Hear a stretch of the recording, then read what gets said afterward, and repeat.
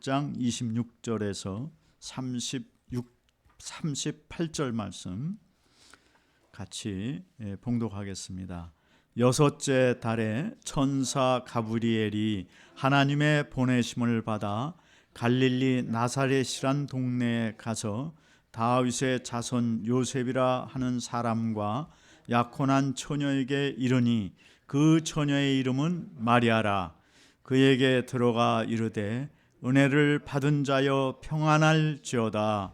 주께서 너와 함께 하시도다 하니 처녀가 그 말을 듣고 놀라 이런 인사가 어찌민가 생각하매 천사가 이르되 마리아여 무서워 말라. 내가 하나님께 은혜를 입었느니라. 보라 내가 잉태하여 아들을 낳으리니 그 이름을 예수라 하라. 그가 큰 자가 되고 지극히 높으신 이의 아들이라 일컬을 것이요 주 하나님께서 그 조상 다윗의 왕위를 그에게 주시리니 영원히 야곱의 집을 왕으로 다스릴 것이며 그 나라가 무궁하리라. 마리아가 천사에게 말하되 나는 남자를 알지 못하니 어찌 이 일이 있으리까? 천사가 대답하여 이르되 성령이 내게 임하시고 지극히 높으신 이의 능력이 너를 덮으시리니 이러므로 나실 바 거룩한 이는 하나님의 아들이라 일컬어지리라. 보라 내 친족 엘리사벳도 늙어서 아들을 배었느니라. 본래 임신하지 못한다고 알려진 이가 이미 6달이 되었나니 대저 하나님의 모든 말씀은 능하지 못하심이 없느니라. 마리아가 이르되 주의 여종이오니 말씀대로 내게 이루어지이다 하매 천사가 떠나가니라. 아멘. 네, 우리 이 시간 노대준 목사님 마리아 하나님의 선택이라는 제목으로 귀한 말씀 전해 주실 텐데 우리 먼저 옆 사람과 한번 인사하겠습니다. 반갑습니다. 예수 이름으로 축복합니다. 네, 감사합니다. 우리 노대준 목사님 나오셔서 말씀 전하실 때 은혜 많이 받으시고 환영의 박수 우리 같이 한번 치겠습니다.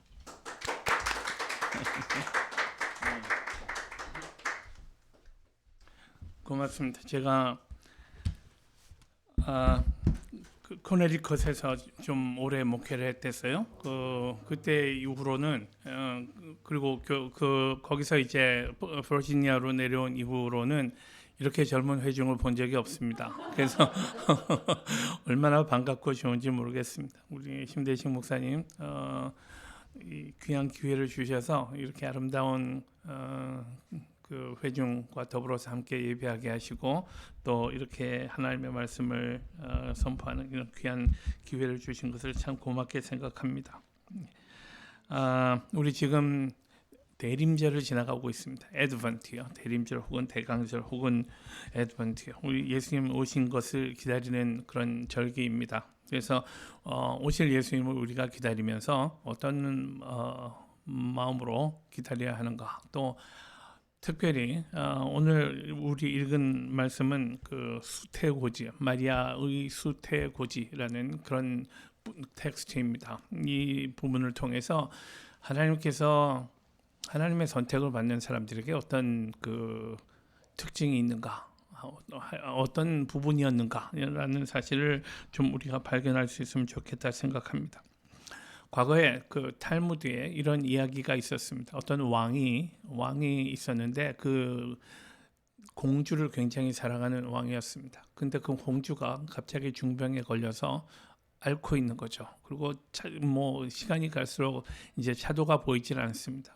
그 뭐 공주 때문에 왕의 시름이 깊어지고 이 아이가 잘 회복해야 할 텐데 걱정하다가 결국 이 사람이 그 한 가지 계획을 세웁니다. 그래서 전국에 온 나라에 포고문을 냅니다. 누구든지 내 공주가 지금 병이 들었는데 공주의 병을 낫게 하는 사람에게는 내가 내 사위로 삼아서 내 왕위를 내가 이어주겠다, 계승하게 하겠다라고 하는 포고를 내립니다. 그래서 뭐 그 전국 각지에서 사람들이 다 보고 몰려들었겠죠. 근데 시골에 아주 곡수 산골에 사는 시골에 3형제가 있었는데 이 사람들이 이 그 포고를 보게 됩니다. 큰 형이 이 사실을 알게 됩니다. 왜냐하면 큰 형에게는 굉장히 신비한 망원경이 있었기 때문에 그는 얼마든지 먼 거리에 있는 것도 자세히 볼 수 있는 망원경이 있었습니다. 그래서 그는 이 망원경으로 왕의 포고의 내용을 알게 되었고요. 그래서 동생들에게 얘기해서 우리 빨리 가자 했고, 그 동생 중에 둘째에게는 마법의 양탄자가 있었습니다. 그 어디든 날아다닐 수 있는, 순식간에 갈 수 있는 양탄자. 그래서 삼형제가 이 양탄자를 타고 왕에게 갔습니다. 마지막에 셋째가 이제 나설 차례입니다. 셋째가 공주를 만나고 공주에게 자기가 가지고 있던 신비한 그 사과를 그에게 줍니다. 그래서 이 사과는 모든 어떤 병이든 낫게 하는 그런 사과였습니다. 그래서 그 사과를 먹고 공주는 과연 병에서 회복되고, 그리고 이제 왕은 자기 약속대로 내가 이 공주를 줘야 되는데, 문제는 3형제라는 거예요. 세 형제가 각각 자기 역할을 했습니다. 과연 누구하고 결혼시켜야 하는가를 가지고 왕이 좀 고민을 했습니다. 또 형제들은 서로 자기가 그 디설브하다고, 이 공주 자기가 왕의 사위가 되어야 한다고 그렇게 주장하고 있었습니다. 그런데 한 랍비가 이 문제를 가볍게 해결합니다. 여러분 생각에 누가 왕의 사위가 되어야 한다고 생각하십니까? 이 랍비의 대답은요, 셋째가 합당하다라는 것이었습니다. 이유는요, 첫째는 자기 망원경을 아직 그냥 갖고 있습니다. 둘째도 자기 양탄자를 가지고 있습니다. 셋째는 자기가 가진 가장 귀한 것을 써버렸습니다. 그래서 셋째가 그 왕의 사위가 되고 후에 왕이 되었다는 행복한 이야기가 있습니다. 근데 이 이야기의 교훈은 뭡니까? 정말 진정한 사랑이요, 가장 위대한 사랑은요, 자기의 귀한 것을 희생하는 사랑이어야 한다라는 뭐 이런 정도가 아닐까 싶습니다. 오늘 하나님께서 이제 그 예수님을 이 땅에 보내시면서 누구를 통해서 예수님을 이 땅에 내실까를 가지고 아마 뭐 고민하셨는지는 모르겠지만, 하여간 하나님이 사람을 선택해야 하잖아요. 그 사람을 선택하는데 어떤 기준으로 하셨을까를 우리가 오늘 본문을 통해서 좀 알게 되면 좋겠습니다. 예수님은 하나님의 독생자요. 예수님이 얼마나 귀한 분입니까? 그분을 하나님이 지금, 근데 그분이, 그 하나님이신 그분이 사람이 되어서 이 밖에 아기가 있습니다만은 엄마의 보호를 받아야 하는 아기의 몸으로 이 땅에 오십니다. 그러면 하나님은 과연 누구에게 이 아기를 맡기실까? 이 누구를 통해서 양육시키시고 보호를 받게 하시고 하나님 나라의 사역을 이루게 하실 것인가에 대한 문제를 오늘 우리는 봅니다. 예수님이 누구신데요? 그분은 임마누엘 하나님이시잖아요. 임마누엘 하나님이요. 임마누 with us. God, God with us. 하나님이 우리와 함께 하시는 그 하나님. 과거에는 우리 사람들의 그 관념 속에서만 존재하던 그 하나님이 육신을 통해서, 육신을 입고 육신이 되어서 우리 가운데 거하시게 된 바로 그분입니다. 이제 그분이 오셔서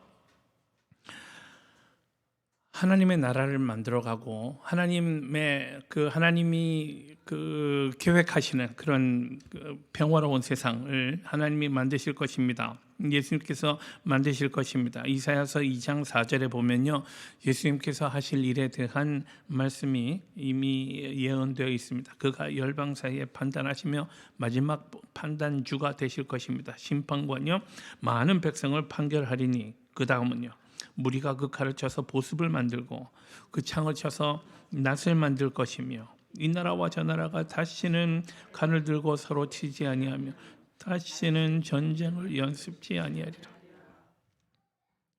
우리가 꿈에도 사모하는 그 평화 아닙니까? 하나님 나라의 그 평화요. 사람들이 서로 싸울 필요가 없습니다. 싸우질 않으니 무기를 만들 필요가 없습니다.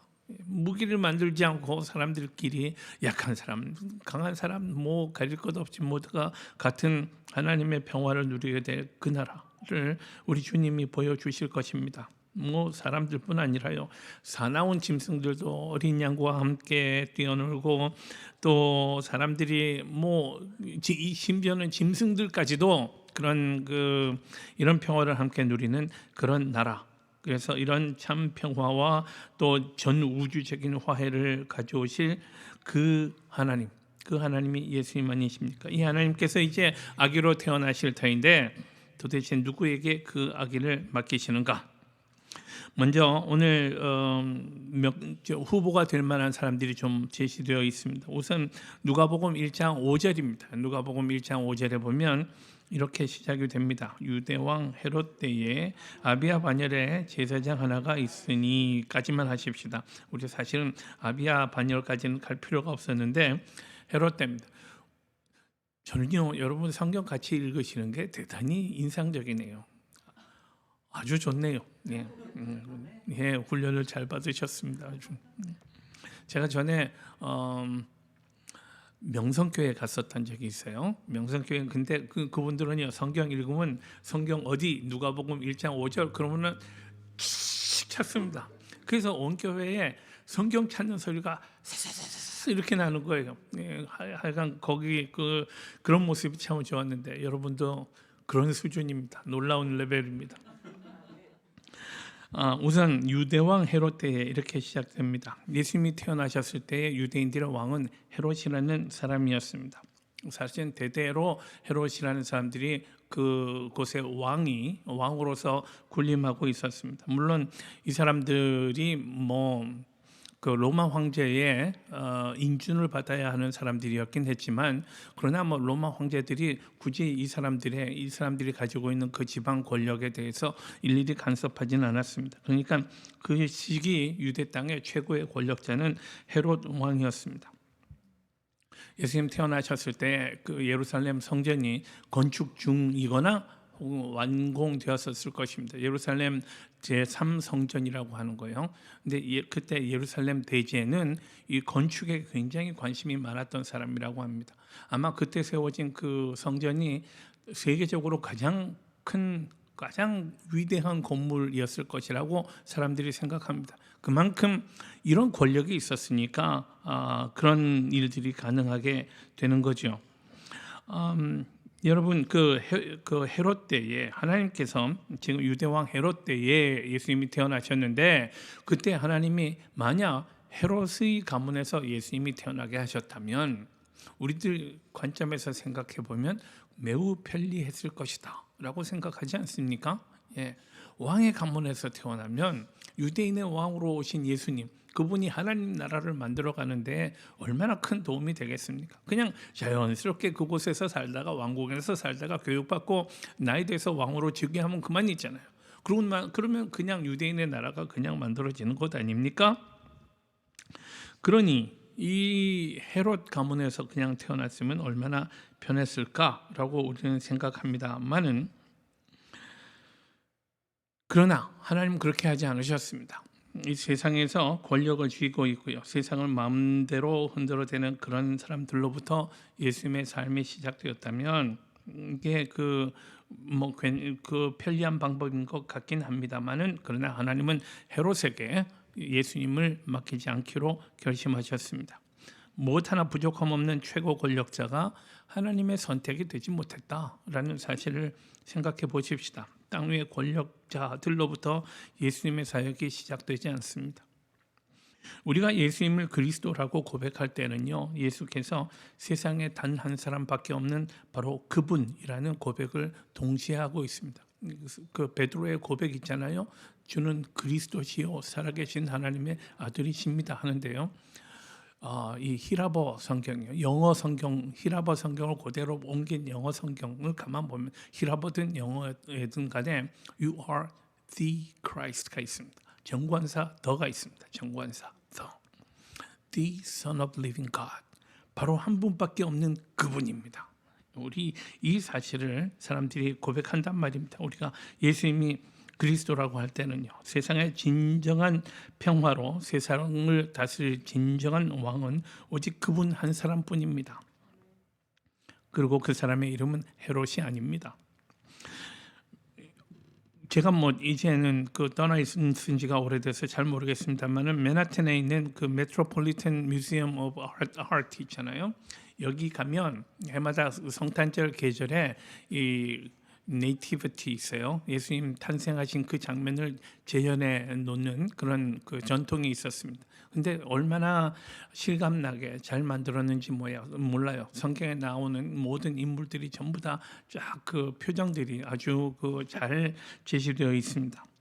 그런데 이 장면들 가운데 사람들이 놓치기 쉬운 한 가지 특징이 있습니다. 그건 뭐냐면 흔히 예수님 탄생 장면은요, 제가 여기 우리 들어오면서도 봤습니다만 얼마나 예쁜지 모르겠어요. 근데 어디든 그 마국간을, 예수님이 태어난 마국간을 배경으로 이렇게 마국간이 있고 구유가 있고 그렇지 않습니까? 그런데 그 메트로폴리탄 뮤지엄 오브 아트 여기에서는요, 이 구유가, 예수님이 놓으신 구유가요, 로마 제국의 무너진 건물들 있잖아요. 기둥들이 무너지고 폐허가 되고 된 그 가운데 예수님의 구유가 놓여져 있습니다. 이것을 만든 작가의 통찰력이 엿보이는 대목이다 생각합니다. 하나님의 나라는요, 예수 그리스도가 만들어가는 하나님의 나라는 곧 옛세계 구시대의 멸망을 의미한단 말입니다. 옛것은 다 지나가고 보라 새 것이 되었도다 하잖아요. 우리뿐만 아니라 온 세상이 우리 주 안에서 그렇게 새롭게 되는 그런 은혜를 하나님이 우리에게 보여주신다 생각합니다. 구시대가 계속되는 것 아니고 구시대와는 완전히 단절된 새 시대가 열리는 것을 의미한다 말입니다. 헤롯을 포함한 이 땅의 권력자들은요, 그래서 이 사실을 잘 알고 있었습니다. 하나님이 이 땅에 오시면 곧 자기들의 권력이 끝나고 만다는 사실을 그들은 알고 있었습니다. 그래서 헤롯은 예수님을 죽이려고 했죠. 그렇죠? 이 세상에 권력을 쥐고 있는 사람들에게는 진정한 왕, 하나님의 통치를 이루어갈 그런 그런 분, 높은 분, 최고의 그분, 모든 이름 위에 뛰어난 그분이 자리할 자리가 없었다 말입니다. 예수 그리스도가 들어갈 자리가 없었습니다. 이래서 헤롯은 아니었고요. 두 번째 인물이 있습니다. 사가랴에 대해서 좀 보겠습니다. 다시 한번 1장 5절로 우리 돌아갑니다. 아까 헤롯 다음에 보면 유대왕 헤롯 때에 했고요. 그 다음에 아비야 반열에 제사장 하나가 있으니 이름이 뭐라고요? 이름은 사가랴요. 그 아내는 아론의 자손이니 이름은 엘리사벳이라. 라는 말씀이 있습니다. 그러니까 이 뒤에 이제 헤롯 뒤에 나타나는 사가랴라는 사람에게 우리는 주목하게 됩니다. 사가랴가 어떤 사람이었나 하면 제사장이에요. 아비야 반열의 제사장이라고 했습니다. 그리고 그 아내 엘리사벳도 그 아론의 후손이요. 그러니까 신앙적으로 종교적으로는 뼈대 있는 가문입니다. 그죠? 아주 중요한 가문입니다. 하나님께서 자기 아들을 제사장 사가랴에게 맡기셨으면 어땠을까 하는 마음이 있습니다. 우리 뭐 이런 궁금증도 가질 수 있습니다. 제사장은 어떤 사람입니까? 이 사람은 밤낮으로 하나님의 일을 생각하는 사람입니다. 하나님께서 그러므로 기뻐하시는 사람들일 것입니다. 거룩한 삶을 사는 사람, 그리고 사람들이 다 존경에 맞이하는 그런 사람입니다. 이런 제사장들의 가문에서 예수님이 태어나셨다면 하나님의 나라에 대해서 그가 설명하고 주장하고 가르치시기에 얼마나 좋았겠습니까? 그냥 그가 나타나기만 해도 사람들이 그 권위에 전부 승복하지 않았겠습니까? 또 사가랴의 아내는 엘리사벳이요. 그도 제사장의 딸이었고요. 이 두 사람은 하나님 앞에 의인이었고 주의 계명과 주의 모든 규례대로 흠이 없이 살던 사람이었다라고 합니다. 이렇게 두 사람은 사람들의 존경을 받으면서 거룩한 삶을 살고 있었는데 이 두 사람에게 한 가지 아쉬움이 있었다면 그것은 아들이 없는 문제였습니다. 아들 없는 문제요. 우리 1장 계속 누가복음 1장 7절에 보면 이런 엘리사벳에 대해서 설명하는 부분이 있습니다. 그가 수태를 못함으로 저희가 무자하고 두 사람의 나이 많더라 했습니다. 이것은 상당히 그냥 아이가 없는 정도라기보다는요, 하나님의 은혜를 받지 못했거나 혹은 저주로까지라도 생각될 수 있는 그런 오늘날 우리말로는 우리식으로는 결함이 아닙니다만은 당시 사람들이 생각할 때는 큰 결함이었습니다. 뭔가 하나님 앞에 그 사람들이 고개를 갸웃하게 만드는 그런 부분이었습니다. 그러니 본인들에게는 말도 못하는 큰 고통이었을 것입니다. 그들에게요. 그러던 어느 날 사가랴가 성전에서 분향하던 시간에 천사가 그에게 나타납니다. 13절 말씀이요. 천사가 말합니다. 사가랴여 무서워 말라. 너의 간구함이 들린지라. 내 아내 엘리사벳이 내게 아들을 낳아주리니 그 이름을 요한이라 하라. 라고 말합니다. 세례 요한이요. 근데 바로 이때에 사가랴의 반응을 보십시오. 사가랴가 했던 일이 뭡니까? 사가랴는 제사장으로 경건한 삶을 살아온 사람이고 흠없는 사람이었습니다. 항상 하나님의 일을 자기 일보다 먼저 생각하던 사람. 근데 막상 하나님의 임재가 그에게 나타났을 때 그는 믿지를 못했습니다. 그의 믿음이 충분치 않았습니다. 우리 1장 18절 말씀 보면요. 누가복음 1장 18절 말씀 보면 사가랴가 천사에게 하는 말이 있습니다. 내가 이것을 어떻게 알리요? 내가 늙고 아내도 나이 많으니이다. 아니 어떻게 그런 일이 가능하겠어요? 나는 모르는 나는 알 수가 없습니다. 모르는 일입니다. 증거를 보여주십시오. 나도 늙었고 내 아내도 늙었습니다. 불가능한 일입니다. 증거가 필요합니다. 라고 반응한 거죠. 가장 신앙적이고 하나님 앞에 가까이 있다고 생각된 사람이 이렇게 불신을 드러낸 것입니다. 그래서 천사가 다시 말합니다. 보라, 이 일이 되기까지 내가 벙어리 되어 능히 말을 못하리니 이는 내 말을 내가 믿지 아니함이로라 라고 그렇게 말합니다. 이 사가랴 또 그는 참 그도 훌륭한 캔디데이트였다고는 생각합니다만은 그의 믿음에 한계가 있었습니다. 헤롯에게는 새로운 왕의 탄생이 자기의 권력을 위협하고 그랬기 때문에 견딜 수 없는 소식이었습니다. 사가랴에게는 믿음이 부족했습니다. 그래서 하나님은 당신의 아들 예수 그리스도를 헤롯에게도 맡기지 아니하였고 또 믿음이 부족한 사가랴에게도 맡기지 않으셨습니다. 이제 하나님의 놀라운 선택을 보십시오. 하나님은 메시아를 궁정에서 태어나게 하지 않으시고 성전에서도 태어나게 하지 않으셨습니다. 그리고는 권력과 상관없는 곳, 사람들의 존경과도 상관없는 곳, 그리고 너무너무 평범한 것을 선택하셔서 예수 그리스도가 태어나게 하셨습니다. 동정녀 마리아, 아무도 마리아를 부러워하지 않았고요. 사람들의 이목을 끄는 사람도 아닙니다. 아마 제 생각에는 아마 당시에 여성들 쭉 얘기하자면 예루살렘에 멋있는 사람들 얼마나 많았겠어요. 고관 대작의 그 아이들도 있었을 것이고 좋은 배경과 좋은 학문을 갖춘 그런 여성들 많이 있었을 것입니다만은 나사렛에 사는 마리아라는 여성을 하나님은 선택하셨습니다. 예수님의 탄생이 사람의 입을 통해서 처음으로 알려진 것도 성전이 아니었습니다. 가이사라 또는 헤롯이나 사람만 들어도 다들 알만한 그런 사람들의 입을 통해서도 아니고요. 사람들은 신경도 쓰지 않았을 여인들의 대화를 통해서 예수님의 탄생 소식이, 수태 소식이 가장 먼저 알려집니다. 천사로부터 수태 소식을 듣고 마리아가 엘리사벳을 찾아가죠. 그리고 그 자리에서 엘리사벳과 마리아의 대화를 통해서 메시아의 탄생이 예고되었던 것입니다. 말씀드렸듯이 마리아는 지극히 평범한 사람입니다. 남들보다 더 나은 것도 없고 권력이 있었던 것도 아니고 신앙적으로 혹은 종교적으로 전혀 존경받는 자리에 있지 않았습니다.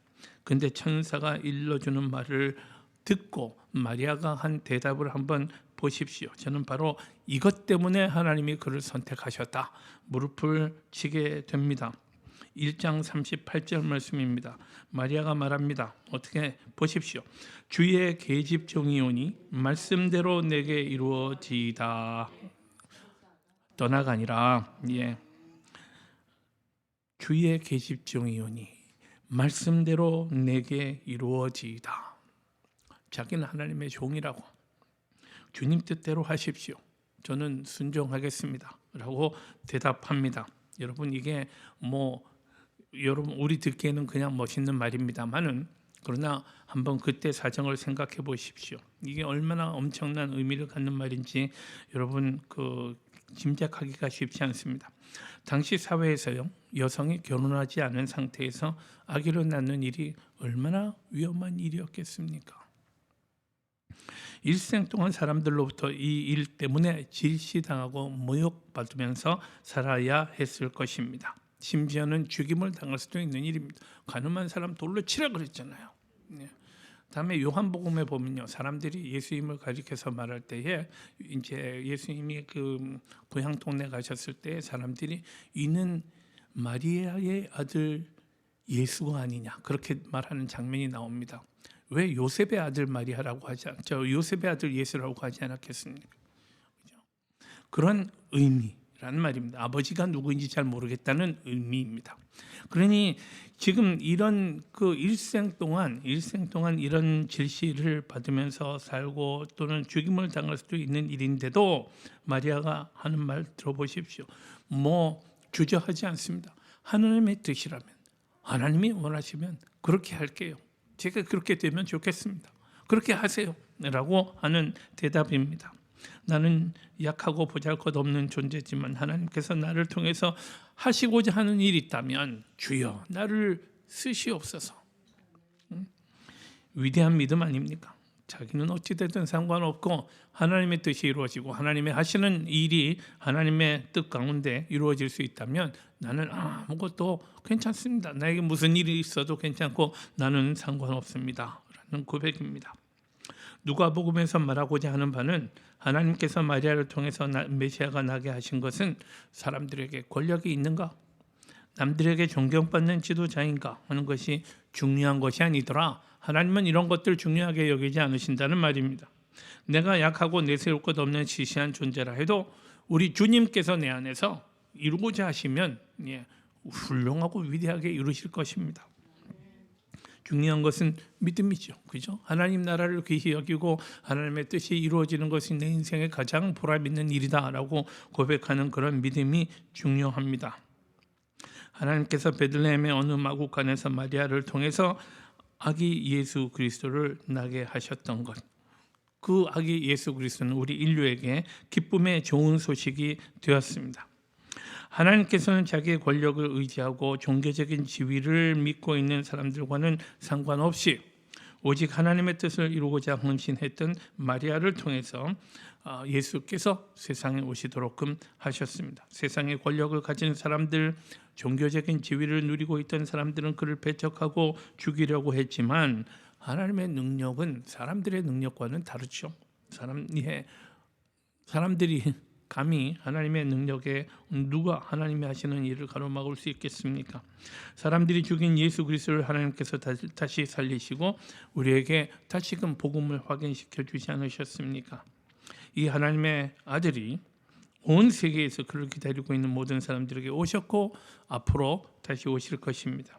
오직 우리 주님 예수 그리스도께서 우리를 사용하실 수 있도록, 하나님께서 우리를 사용하시기에 부족함이 없도록 우리에게 그런 믿음이 있기를 원합니다. 나에게 고난이 오고 어려움이 닥친다 해도 그래도 주의 말씀대로 이루어지이다 라고 고백하는 믿음이 우리에게 있기를 축원합니다. 기도하십시다. 고마우신 주님, 오늘도 우리들 함께 모여서 사랑하는 주님 앞에 우리의 정성과 또 힘을 다해서 예배할 수 있게 하시니 감사합니다. 우리에게 또 말씀하여 주시니 감사합니다. 하나님이 우리에게 가장 귀히 여기시는 것이 믿음인 것을 알게 하셨습니다. 하나님의 뜻이 이루어지고 하나님의 나라를 위해서 사용받기를 원하는 그런 귀한 믿음을 항상 우리에게 새롭게 허락하여 주옵소서. 예수 그리스도의 이름으로 감사하며 기도 올리옵나이다. 아멘.